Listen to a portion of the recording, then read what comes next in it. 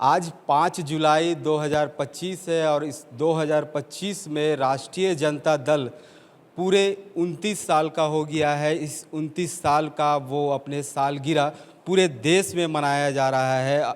बिहार की बात करें तो बिहार के साथ साथ झारखंड में भी इसका जो स्थापना दिवस है वो मनाया जा रहा है। यहाँ के जो राष्ट्रीय प्रदेश कार्यालय है, इस प्रदेश कार्यालय में जो 29वां सालगिरह है वो मनाया जा रहा है। हमारे साथ मनोज कुमार पांडे राष्ट्रीय जो महासचिव है, इनसे बात करेंगे।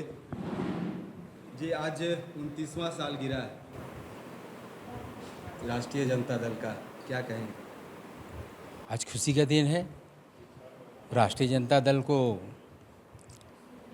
झारखंड में 29वां स्थापना दिवस मना रहे हैं और इस देश में 13वां अध्यक्ष के रूप में आदरणीय लालू यादव राष्ट्रीय जनता दल के राष्ट्रीय अध्यक्ष बने, ये भी खुशी है।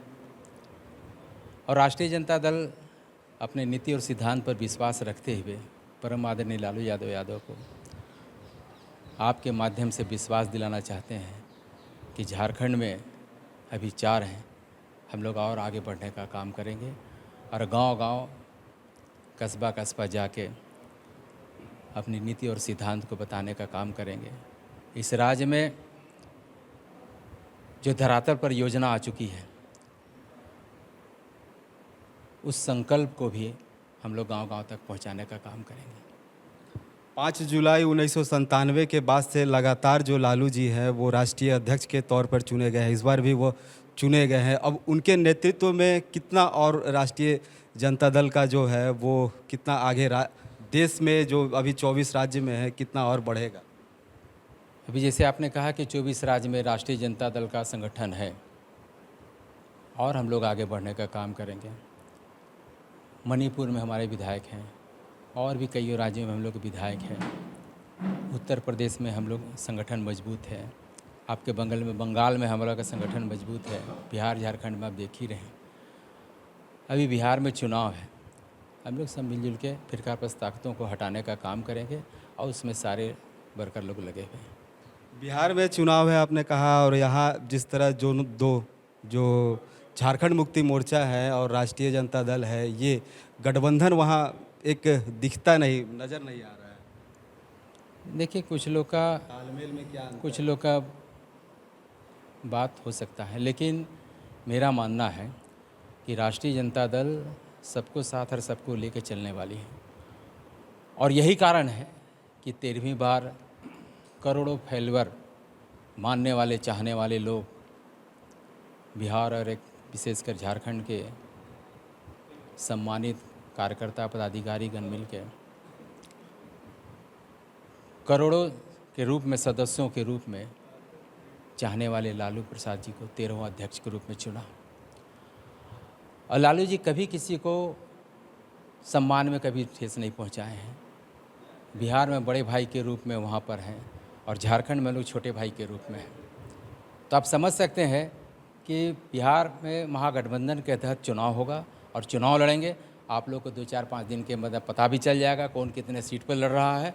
और तमाम हम लोग महागठबंधन में जितने भी दल हैं, सब मिल के ये भारतीय जनता पार्टी जिस तरह झूठ की सरकार वहाँ चला रही है, जिस तरह से अपहरण का हुआ बाजार गर्म है, नाम का दारू बंद है लेकिन घर घर दारू बिक रहा है, मिल रहा है, ये सब सारी ताकतों को हटाने का हम काम करने का काम करेंगे।